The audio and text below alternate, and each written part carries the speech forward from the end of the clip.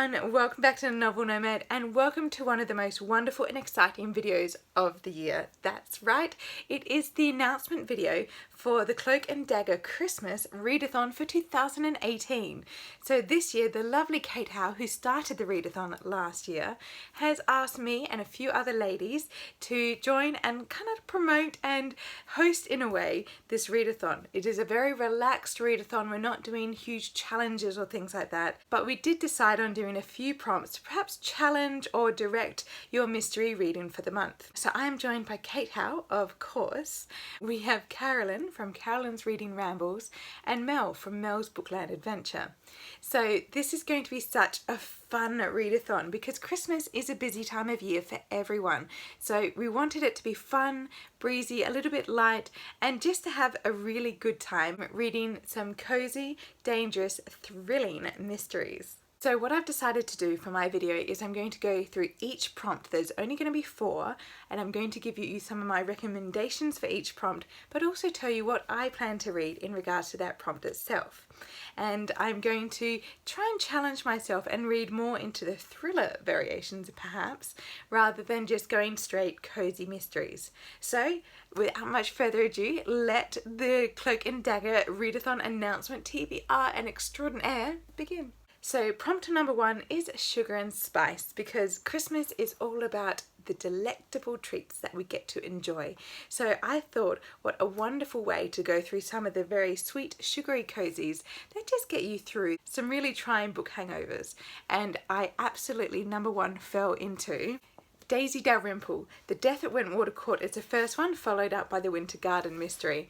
These are such lovely 1920s golden age style murder mysteries, except Carolyn Dunn has made them very sweet, very beautiful, and I love the character of Daisy. I think she's such a unique modern character, and she's just so inspiring, and I just fell in love with her straight away. The series is, I think there's quite a number in the series, so you can really fall into this lovely sweet little cozy. But then we have something spicy, something exotic, something a little bit different, and that for me was definitely The Mistress of the Art of Death by Ariana Franklin. I loved this book, but what is different for me is that it's actually set in the medieval period in the 1100s. So this was very much outside of my comfort zone. It was, while set in England, it did have that exotic feel that spices usually have, something unusual but also familiar at the same time.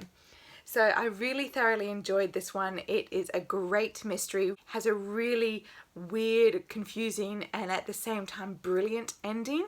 So I really recommend. It's something out of the normal, but can easily fit into a great mystery read. But my pick for prompt number 1 is going to be a buddy read with the lovely Kate Howe of Rhys Bowen's Her Royal Spyness series, and that is The 12 Clues of Christmas. Of course you have to read a Christmas mystery. They became such the rage going into the Victorian period, although that was mainly ghosts, and then into the Golden Age, crime in the 1920s. A crime novel was seen as the perfect Christmas treat. So of course I'm treating myself this Christmas to a very sweet, funny, and outrageous hilarious 1920s Christmas murder mystery. Prompt number 2 is summer and winter, and I suggested this one just because I thought it was so perfect, because Christmas is celebrated around the world, but of course the seasons aren't the same around the world. So Christmas for Australia is summer, and Christmas in the Northern Hemisphere is winter. So I thought it was such a perfect way to really explore things that those Christmassy or those murder mysteries that may be set somewhere outside of your local country, your local area, or even the local season that you're experiencing at the time.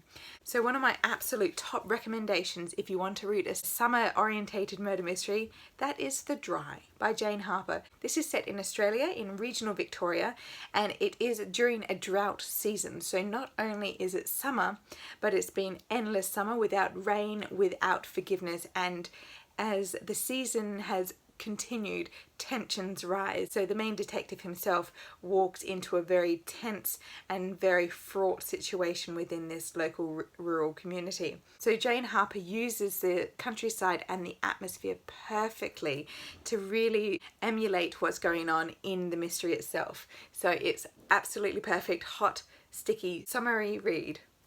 Next we have one that's new to my shelves, but it's going to be quite interesting, and it's a mystery that is set in Saudi Arabia, and that is Night of the Mirage. It is actually set in Saudi Arabia with a local detective from there. So not only is it set in the desert, the main character has to travel through the vast endless desert to a desert city to try and track down what happened in this murder. So I thought that was really fantastic. It sounds amazing, and I definitely want to get into this one, but very good summary read. I'm sure the atmosphere and the heat and the scenery would play very much into the mentality of the crime. Next we have some wintry reads, and number one for me was a book I just finished with Kate Howe, and that is Elizabeth George's For the Sake of Eleanor. This is set in winter in Cambridge, but it is set during a very foggy winter. But from what I've experienced with fog and that endless cold, it starts to permeate into the buildings and into the rooms, and it's very hard to dispense that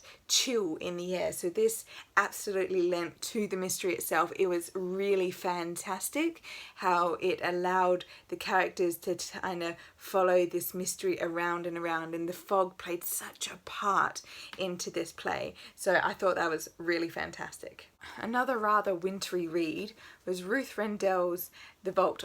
This one I'm actually recommending at The Sight for Sore Eyes, which is a prequel to The Vault, but Sight for Sore Eyes it wasn't purely set in winter, but the fact that there was no inspector, or there was no detective, or there was no police or crime fighting presence in that book. There was just an endless cold hopelessness to the story, and you just felt like you were going through these motions, and there was no end to what could happen.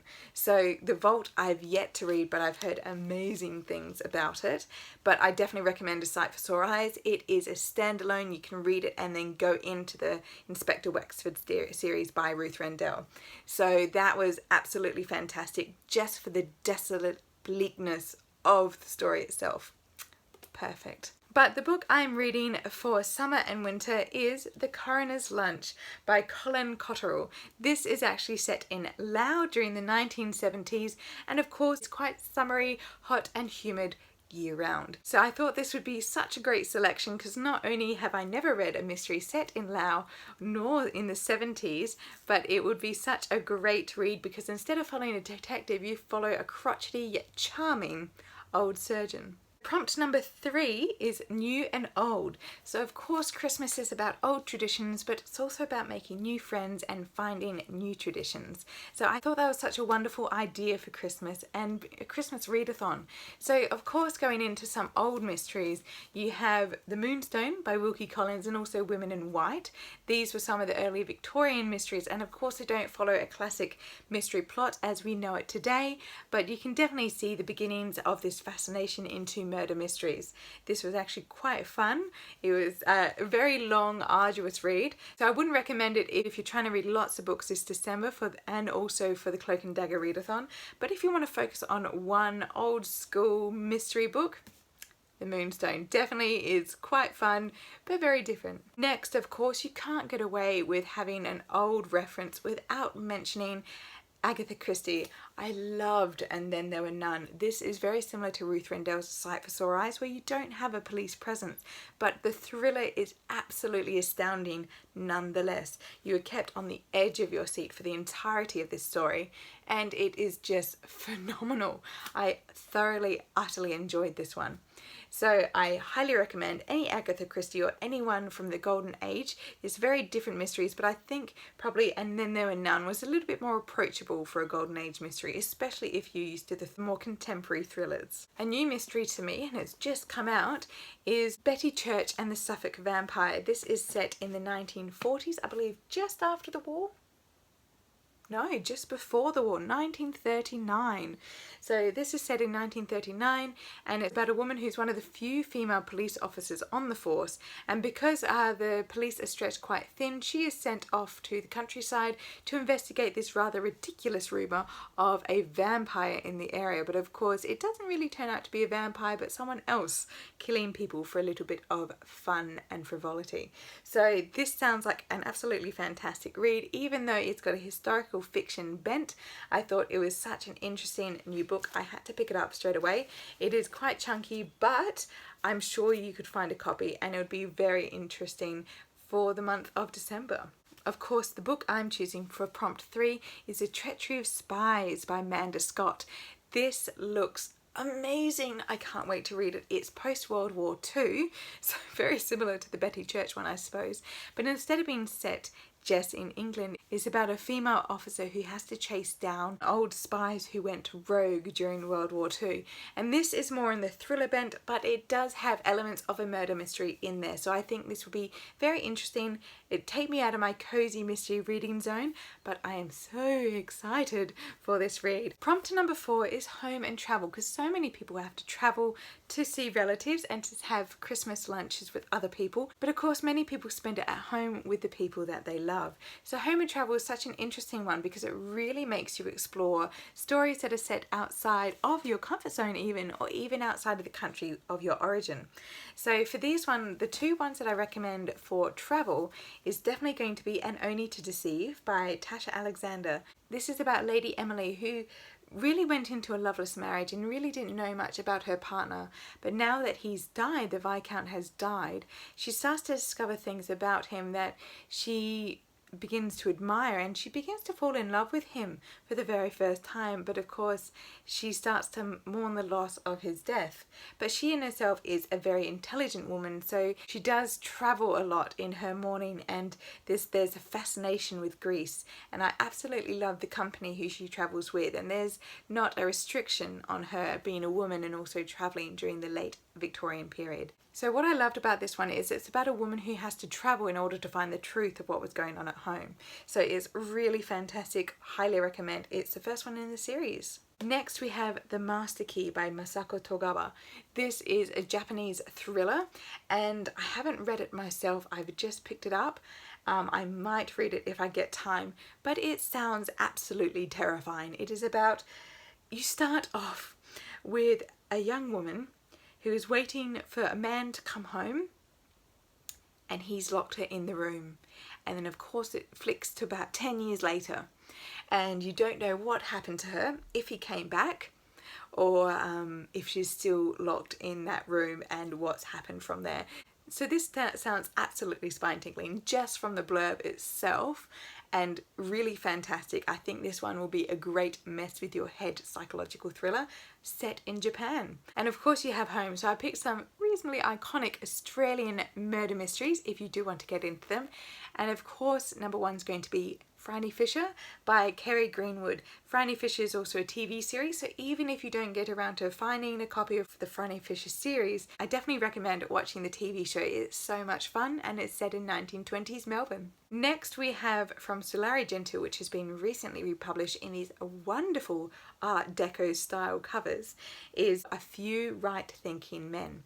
This is a murder mystery set in 1920s, or is it 1930s Sydney. So you follow Roland Sinclair, who's all part of the brilliant young things in the Sydney socialites, but the glossy veneer hides a treachery beneath, and it's not until a brutal murder that Sinclair starts to uncover some very dangerous and powerful secrets within the Sydney community. Lastly, such a find was Beat Not the Bones by Charlotte J. This was actually published by an Australian woman who originated in Adelaide, which is my hometown, and she actually was the very first person who won the Edgar Allan Poe Crime Fiction Prize. And it's for her novel Beat Not the Bones, which is actually set in Papua New Guinea. So this can kind of count as a travel fiction as well, but it has a bit of a home element for me. So this one was such a treat to find, a really interesting story, and it's got some fairly fantastic reviews, so I think it will translate well to the modern reader. My selection for prompt 4 is going to be Resurrection Bay by Emma Visnick. This is quite a little bit of an award winner in Australia for Australian crime. It is set in Melbourne and it takes a very raw and gritty look at Melbourne society while also investigating some very dastardly crimes that go on.